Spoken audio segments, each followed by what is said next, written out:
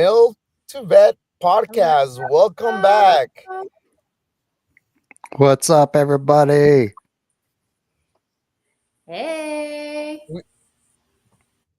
We're really excited for today. Chris, why are we excited for today? Megan, why are we excited for today? I mean, It's Purple Heart Day. It's Purple Heart Day, so it's a day that definitely merits everybody's attention. And Megan, you shared a video earlier to us, and it's a really great video of Peter Hegseth with a person who is serving our country, who has served our country, that received the Purple Heart. And I don't want to spoil the video, so let's just jump right into it. Yes.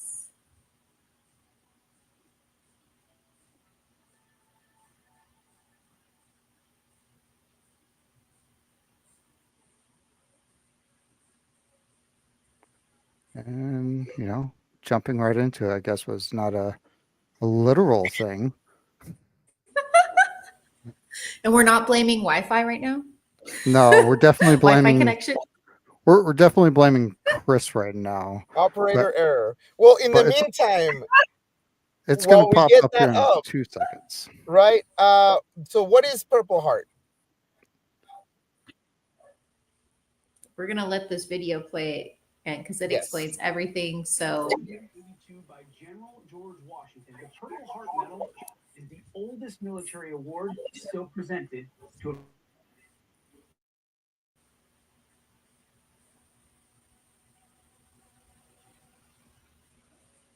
Uh-oh, did the audio cut out? award. Each one of could you not hear the audio? for us, for our country, Oh, I can hear it now. for our Well, that was two epic fails. I get one more, right? Okay, give me a second, okay? Third time's the charm. Yeah, we will refresh that. Purple Heart Day. Created in 1782 by General George Washington, the Purple Heart Medal is the oldest military award still presented to American warriors. We award this medal to our brave troops wounded or killed in action. Over 1.8 million patriots have earned this award, each one of them sacrificing for us, for our country, and for our security. So on this Purple Heart Day, please join us in remembering and honoring these great Americans. We are grateful for their selfless service. We will never forget their heroism, and we strive to possess their courage. And that's why I'm proud to be joined by Assistant Secretary of Defense Sean Parnell, who received a Purple Heart for his sacrifice. Sean, pleased to be here, man. Thank you, Mr. Secretary. A grateful nation never forgets its heroes, its triumphs, or its pain. Recipients of the Purple Heart Award put their bodies and souls on the line for this great country.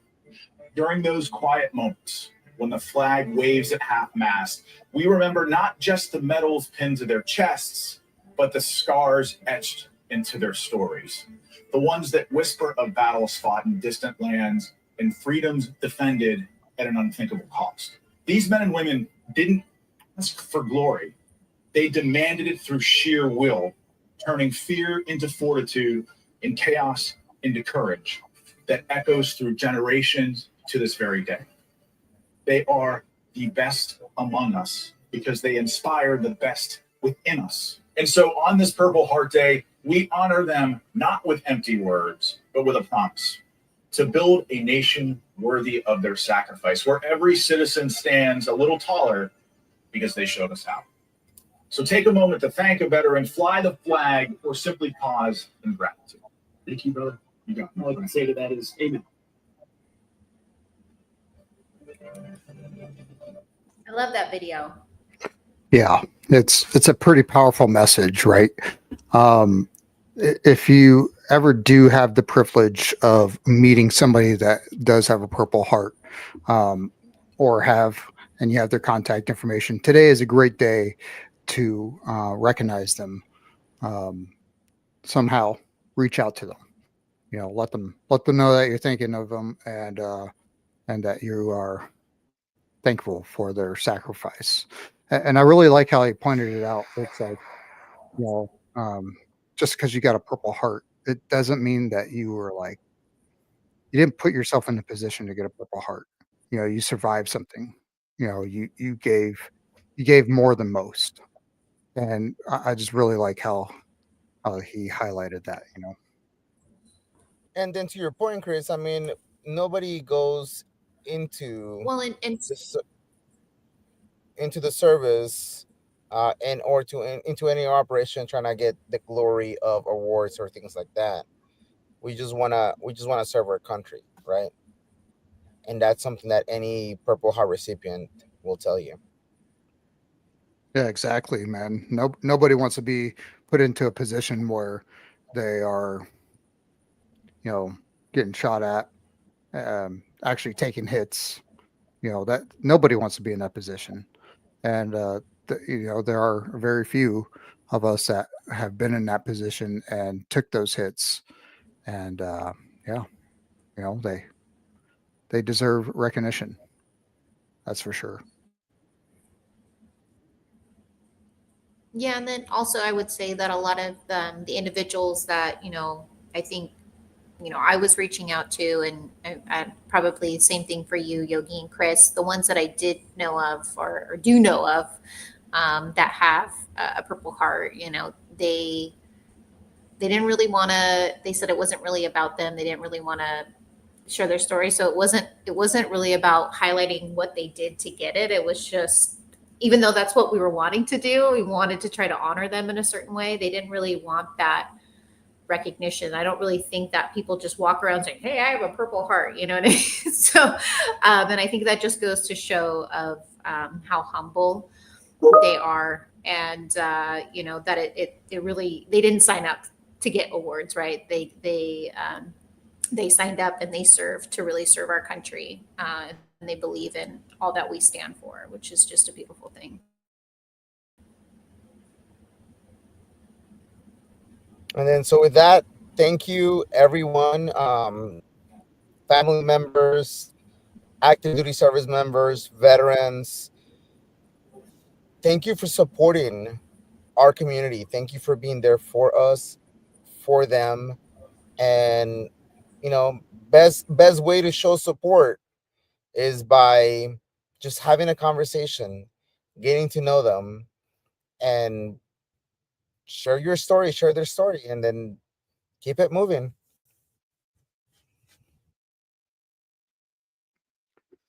Exactly, man. Um, like you said, Megan, we were trying to get somebody that could speak to the perspective, and like you said, very very humble, um, and also um, I'm. It would have been really cool to have that person on, but the the story behind it, it just kind of empowers me. Like, dude, this guy has done some great things, and he's like, I need to continue to improve myself, and it makes me want to do even better. You know. So, some cool things in the VA world. Since if you're just kind of tuning in, we like to talk about veteran key issues. And one of the coolest things that just started happening with VA community care is now if you get like a referral to a community care, like let's say you're one of the lucky few that get the massages. No, it's not a lucky few, but yeah. Anybody on TRICARE, yeah, they don't accept massages, but VA, they will, and now they don't make you go renew it every 3 months. They're going to be extending that out to 12 months, and that's pretty huge because it's not just massages. It could also be other types of therapy. um, PTSD counseling. It could be radiology imaging. Maybe you're on some kind of, you have some reason it takes a while.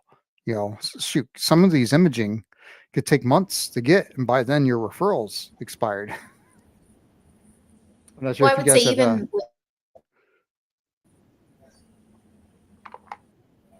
I was just going to say, at least with like massage therapy, it's an alternative to using, over the counter, painkillers and things like that, because are prescribed, I know for me, I personally get sports medicine massage because I like to work out, and that really helps my back. I can move better, things like that. So I mean, it's an alternative to utilizing drugs and other substances to help feel better. So I think that's really great that they did that. So yeah.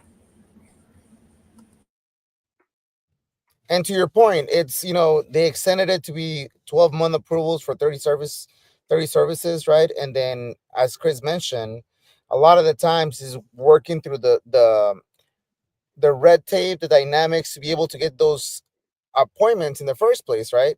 It takes time, dedication. It takes you pushing it until you are finally able to get it, and then for one reason or another, time runs out, right? Or your referral expires. So by them extending it, it opens up the window for continued care, for no gap in treatment, and it's amazing. Love what they're doing.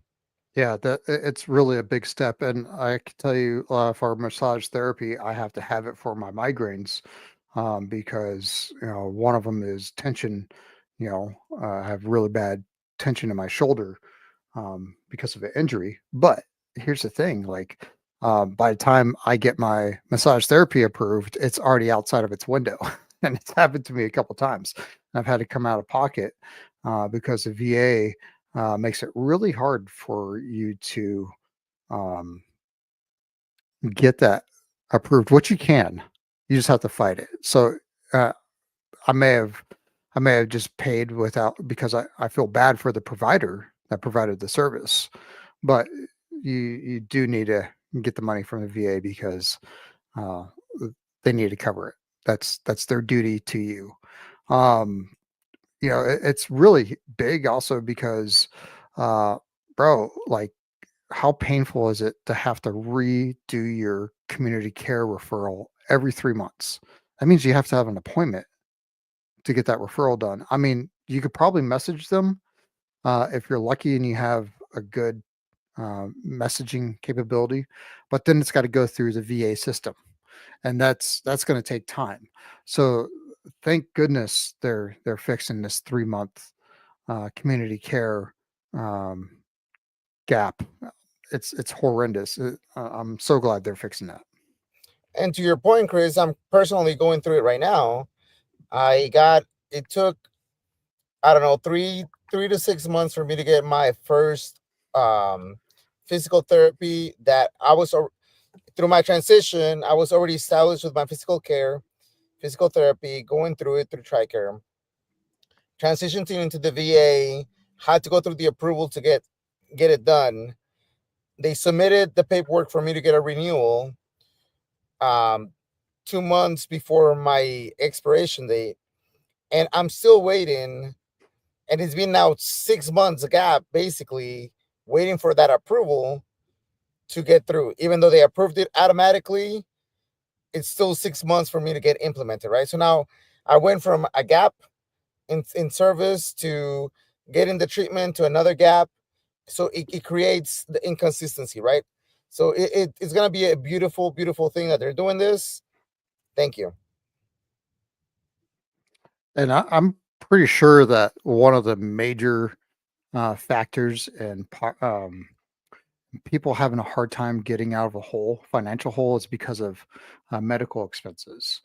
And that's why things like this is actually a solid move for veterans to prevent them from getting into those financial binds, because that is one of the ways that people are losing. There's people losing their houses because of medical stuff, and the fact that the VA is taking a proactive approach on this by increasing the VA community care out to 1 year from 3 months. That's huge. There's going to be a massive benefit to our community. And so if you're hearing this and you hear and you know other veterans, Vietnam era veterans, Korean War era veterans, veterans during global war on terrorism, those types of veterans, share this with them because they're gonna need it. They're gonna want to hear about this. This is a major win. And in fact, if they've gone through and tried to get massage before and they had the heartache of trying to get a community referral and it coming in after the approval window, and they just ended up having to pay for it anyways. Maybe now they'll actually go and get that community referral that can actually benefit them and keep them off of those, meds. For example, ibuprofen and naproxen. What has that done to our livers, right, Yogi? Vitamin M, you're just throwing it down over and over again. You could go get a massage and get off of that ibuprofen because now the community care is actually covering it, which is going to extend your life. So awesome.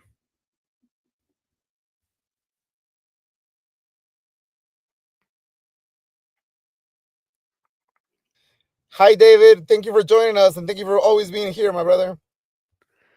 Yeah, what's up, David? Thanks for the support, brother. All right. And so that leads us into, what is the DoD TAP fiscal year 2026 looking like, Chris? Oh man, we got 34 million, almost 34 and a half allocated by Department of Laboring. So that means that we're going to be employing navigators at 37 different bases. They're going to be increasing the curriculum. They're going to do more curriculum development. TAP IT systems. I'm not sure if you've been to the DoD. I think that's something that we need to pull up on here. The DoD transition assistance. So let me get that pulled up here because I think everybody that's listening to this needs to know where to find this. And some people are like, well, but Chris, I'm already out. Yeah, you're a qualified veteran. And when somebody comes up to you and says, hey, what do I need to do to transition out correctly? You'll know about this website that at least, send them to this.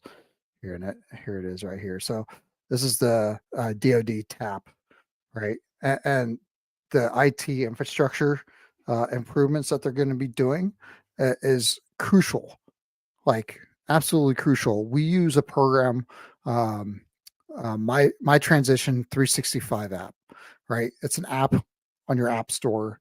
It takes the DoD transition list, which it could be specific to any branch, right? And then it literally makes it into a checklist. And you got, these kind of IA systems or these kind of technical assistant, like these programs, these systems that are already out there. The VA should be looking into them, in my opinion. What do you think about that, Yogi? Well, what does Megan think about it?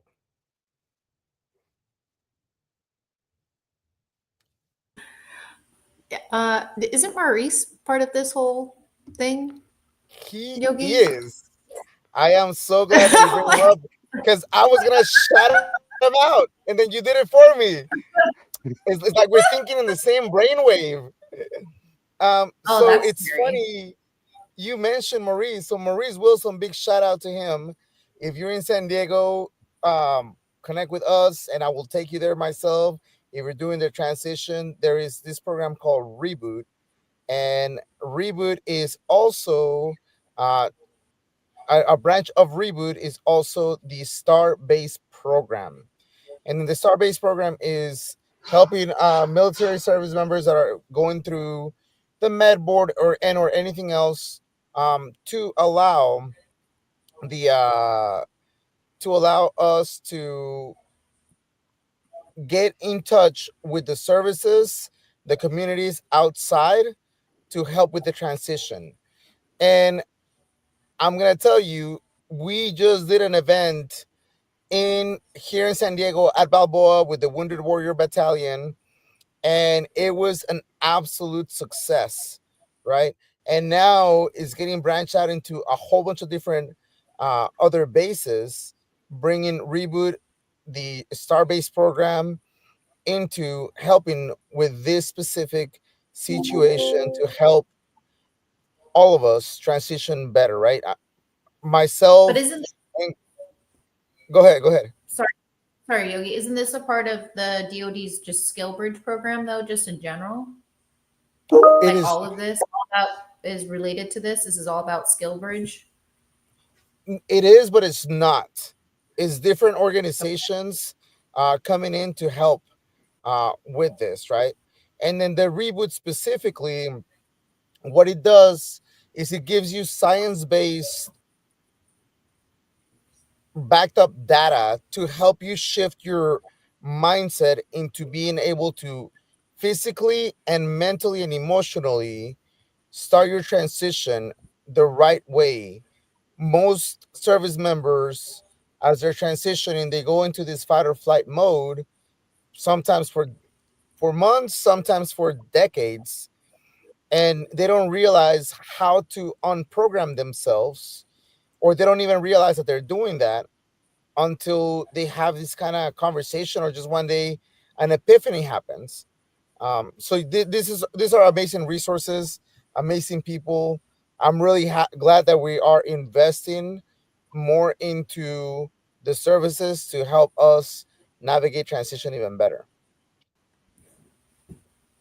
Exactly. And the fact that DoD is getting even more funding to pour into these types of programs and partnership with them, there's going to be a significant increase in how the military transitions out. It's going to be really awesome. And you can find all the transition assistance curriculum right here. Super easy stuff. It talks about everything that you need to know during your transition class. It doesn't cover everything. There's a lot of other aspects like what Yogi was just talking about, that fight or flight, and that's where programs like Reboot really can increase your chances of being even more successful. And I'm not saying, if you don't address it, you can't be successful, but I'm just saying, I do honestly believe that you'll be more successful if you go through those types of programs. Well, isn't it also a part of the additional programs like Reboot? It's because there's a navigator there with you that makes it more successful. You can have content online, but who's going to be there pushing you through that other than yourself? Who's going to be there to help support and navigate you through these situations and those processes? So being able to have someone to help you navigate, someone to talk through when something pops up that you trust, those are all really key things. And I'm sure that that's part of what that money is going to be funding is a lot of those navigators to help our military men and women be able to transition out more successfully and get connected to careers and resources that are going to help them so that they do not they're not suffering in any way once they're out, because a lot of times if you don't have those supportive services, you don't really know what you're doing, like especially if you've been in for a long time. If you haven't had those conversations or with someone that can help you navigate that. So Fully agree. Well put out. And those navigators that they're doing, it's mainly going to be focused around finding employment.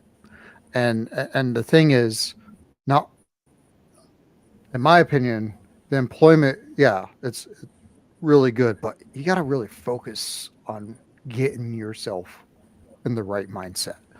And there's also other navigators out there that are not part of the DoD Department of Licensing, like, for example, WorkSource. WorkSource has veteran navigators that are specific to veterans.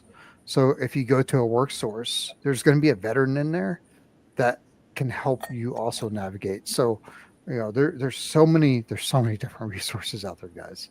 and in California, those are called a VEEP. So within the EDD, within those WorkSource centers, that's the VEEP. So, and they are veteran themselves, always, which also helps. Exactly. At least here in California. I don't know about other states. Right. And then in the community college system here in California, and it should be also across the whole United States, not just the community college, but should be the community colleges and the universities should have a veteran resource center that also has VA work studies that are there to help you navigate this process and teach you and provide the resources. And this is kind of super important. I want everybody to kind of see this because as veterans and just general taxpayers, you could see the amount. You could look this up. It's the DoD budget allocation, and you can see how much they pour into this. I mean, it's not much. I think they could do better, but it has increased for this fiscal year. It's really minuscule amount, and that's one thing that I'm a big advocate for, is that if you want to fix a lot of this stuff that's happening to our community, this is where the money needs to go into. So let me know, like, if you think that's a wrong mindset. I don't think we're pouring enough into this spot right here. I think that this is the spot where we're trying to get the veterans over the gap, and the gap is what's actually killing or harming our community.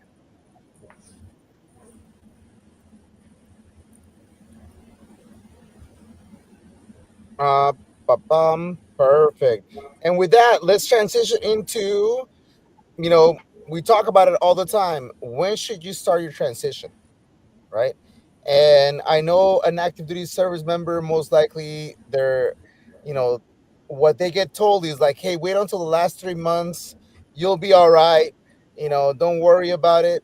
But as we have experienced ourselves, and there's data backing it up, you want to start your transition at least at the bare minimum 2 years out. Why? Why do you want to do that? One, it allows you enough time to provide the resources that you need, look into what you want to do the right way without having to go in that fight or flight panic mode. And then also, it also allows you to connect to resources that creates this opportunity for you to be successful, right? Most of the time, the only things that people are thinking when they're doing transition is, well, I gotta get a job, I gotta go to school maybe, or I have to have a house, and then everything else doesn't matter, I'll figure it out, right? If you start seriously taking it and working at least 24 months out, you're gonna be better prepared. You're going to have your healthcare taken care of, your enrollments. If you're going to go to school, you apply for the schools that you're going to be trying to go to, apply for more if you can, right? Or just transition straight up into a community college while you're going through this middle phase and trying to figure it out. Most people that start school change their major within their first year, right? Service members do it multiple times. Why? Because we don't know. Or the ones that actually finish their degree that they intended to do, most of them are not really fully satisfied. So Yeah, I'm just throwing it out there. you're right. And for example, the Skill Bridge program for the Navy, because every branch is different, got their different requirements. And if you're in the Army, you need to look up Army regulations. If you're a Marine, you need to look up Marine regulations. But I could speak to the Navy. Sailors, you can't apply for the Skill Bridge program until you're about 365 days from your separation date, right? And then there's different tiers. So, like, you have to request it if you're at E5 and below 180 days before you separate. And those tiers can change, and they're different, and they gets a little bit less for E6 through E9. But this is also not a guarantee that you're going to get these. Your command has to approve it. And there's a lot that goes into it. But how sweet would that be if we could get our system, set up to where it allows people to do Skill Bridge as part of their transition out, it would be really awesome to see that. And that's why I go back to they need to pour more funding than pennies into the TAPS program. So, I think yeah, just kind of going back to what you both are talking about, it's like planning 2 years out just helps you get in the mindset of, hey, what is available to me and when is it available to me? And just to start having those conversations with yourself, with your significant others, with whoever you're going to be needing to connect with to help you in those specific areas of your transition out, right? Kind of, Yogi, what you were talking about. You want to buy a house. Well, what do you need? Where are you wanting to end up? What does that look like for you? Are you wanting to continue down the path with your that aligns with your MOS? Or are you going to try to do something completely different? You know, all these different conversations are things that you need to begin to have. And your decision isn't going to just happen overnight. So being able to plan in advance is a great way to continue to help yourself, right, in your transition, to be a part of it, not just be reactive, once it comes close to that time. Another important timeline that I tell everybody, right? You got your benefits before discharge, which is how you, as an active duty member, file your VA claim. It's the best way to file your VA claim. You get higher priority because you're still active duty. You're going to get all of your stuff scheduled while you're still active duty, but you have a short window, and that's 180 days to 90 days while you're still active duty. And if you try to do it on day 89, well, your stuff gets filed with everybody else's. You don't get the pass go. So that's why you need to start your claim 180 days. And here's the other kicker. Well, try to go to medical and get every single one of your medical files today. That's not going to happen. They're going to look at you and be like, you could wait 30 days. So that 180 days to 90 days is your file window. You need to initiate your filing at that point, but you need to get your medical records well before that. And you're going to need time to sit down and go through all those medical records. And that's why we talk about doing your transition 24 months out, because there's a lot of things that you don't know. You don't know what you don't know yet. And you're just going to have to go in there and start figuring it out. And that means going to TAPS as soon as possible. I remember back in the day when transition assistance program was used as a retention tool, because you send them there. And this is before you had to, which I hope they reverse this. You had to state your intentions well ahead of schedule, whether you're getting out or staying in. And that's because they were trying to pretty much figure out attrition. But here's the thing. I think they should allow people to stay in if they were like, oh, I'm getting out. Okay, cool. And then they stay in. I mean, it would do so much better, because this can be a retention tool. You have a junior sailor, soldier, airman, whatever, that's thinking about getting out, and they haven't said that they're going to get out. Send them to TAPS. They'll figure out that there's a lot of stuff they have to do, and it'll set them up. It'll either set them up to stay in, or it'll set them up to get out. Either way, it'll definitely set them up. And speaking of that, Chris, how is your construction, your house working? How's that going on? Oh man, it's been pretty busy. This summer has just been full of work. I got a couple listings up here, and one thing that I'm always watching is the rates. And I'm going to give everybody kind of like a cheater tool for mortgage rates. And the reason why I kind of watch that is because it kind of tells you what's going to happen with the market, which is starting to heat up a little bit more. It was kind of stale for a little bit. And right now, you got the 30-year, and this is not veteran rates, 30-year fixed is 6.55. It's gone down. But veterans, if you use your VA 30-year, it's as low as 6.3. 1.3. You could probably find it a couple points lower, but it's that's how I got myself set up for transitioning out. It was one of my plans to have rental properties, and that's what my employment is.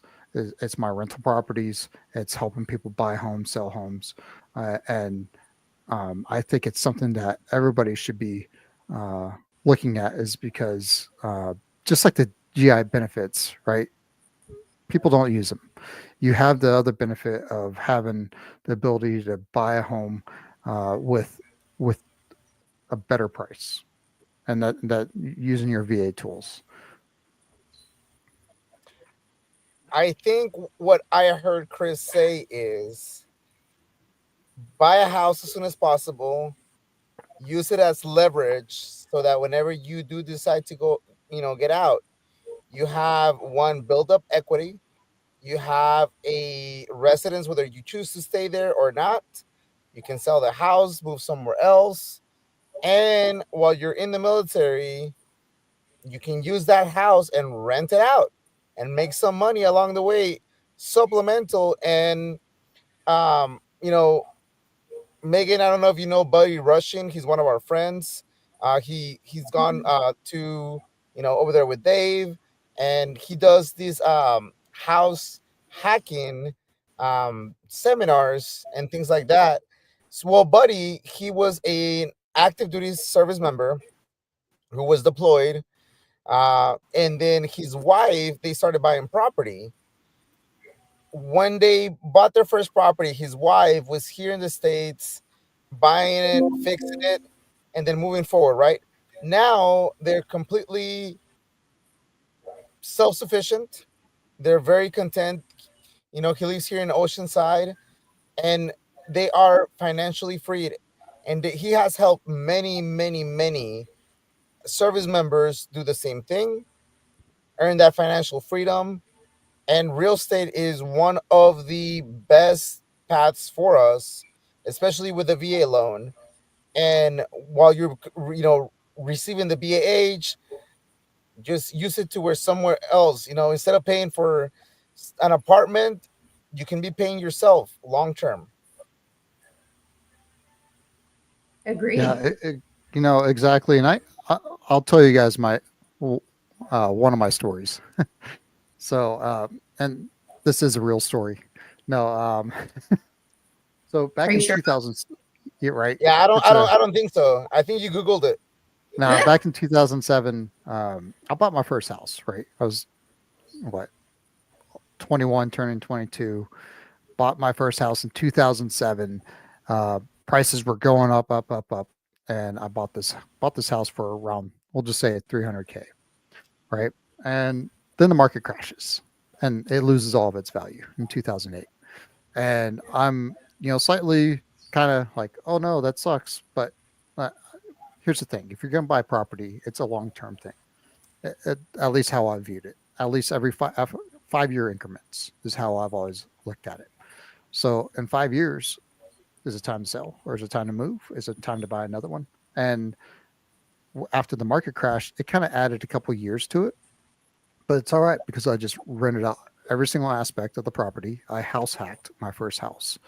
I bought a house with another house, and I lived in a little tiny box, and we remodeled it. I was deploying the entire time. My awesome, amazing wife did a lot of the work until I came back and started doing some of the bigger projects. And then, over time, this house, it's matured, and now it's 2 homes, and we're selling it as 2 separate homes in the closest Seattle area. So it turns into a really good long-term investment. But that house allowed me to, rent it out, and then I was able to buy more houses, and then move into that, fix it up, sell, buy, whatever. But that's why I'm able to retire off of this, is because it led me into being able to collect these properties that have sustained my family. And what Yogi said is very true. But if you buy it and expect it to happen overnight, That's not how this works. And anything that's like that is probably a scam. So People still I want instant gratification. What's that? right, yeah, the instant gratification. You know, Wait. somebody's getting instantly gratified, but it's not the person who is investing; it's the person who is scamming. Are we Yep. still talking about houses right now? What we're all.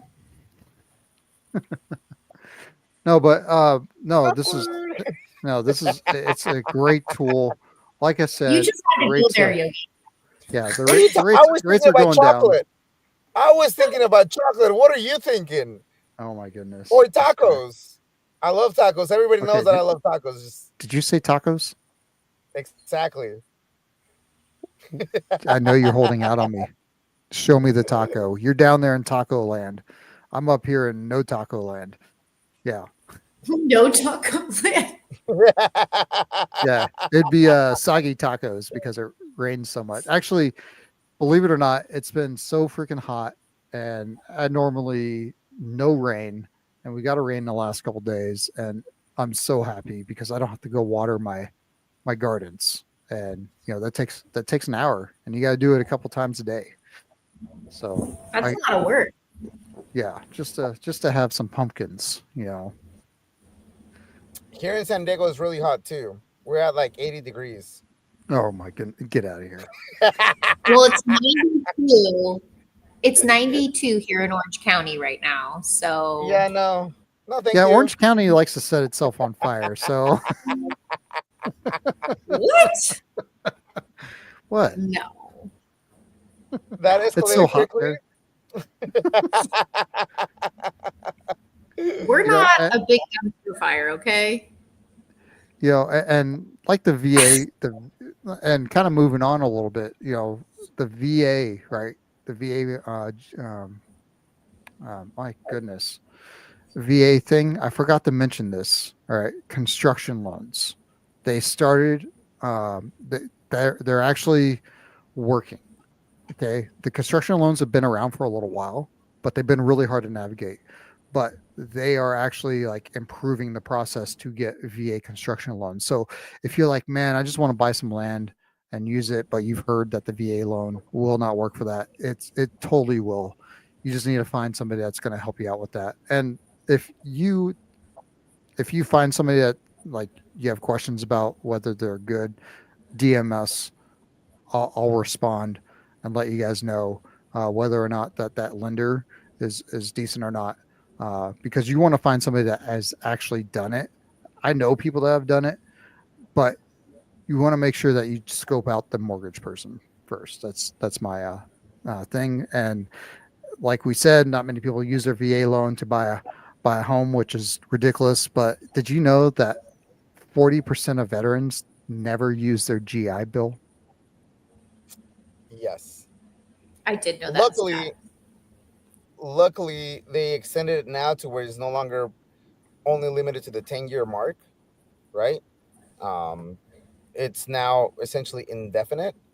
But even then, a lot of veterans do not use their GI Bill, their benefits, either because they don't know, because they think they're saving it for later, they want to use it, their kids to use it, or whatever, and it just goes undone, gets not used.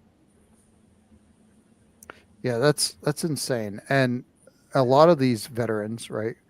A lot of these veterans, it's approximately what 200,000 every year that get out of the military, right? And so, let's say, you know, $1,200 a month is what those, like me, right? Yogi and I, we paid $1,200 to get our GI Bill. It's no longer like that with the new GI Bill, thank God. But I just want to put something in perspective, right? So all of us getting out 200,000 members that are getting out put $240 million towards the GI Bill. 240 million. That's insane. I cannot believe that.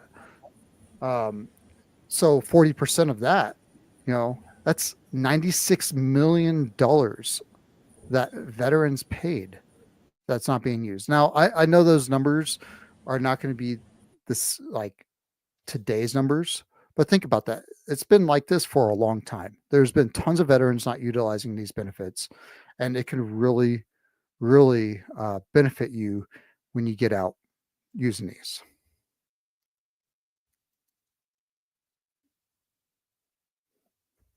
And with that, everybody, thank you so much for joining us. Megan, thank you for being amazing with your superwoman now glasses, changing your personality, right? Shall we call you Clark Kent? Oh. Megan Kent? So I'm Clark Kent. Clark, what are you implying, Yogi? That's she's superwoman. We all know that Lois Lane is the real super I gotta go back to the superhero. reporter now. You could I pull did off see that April.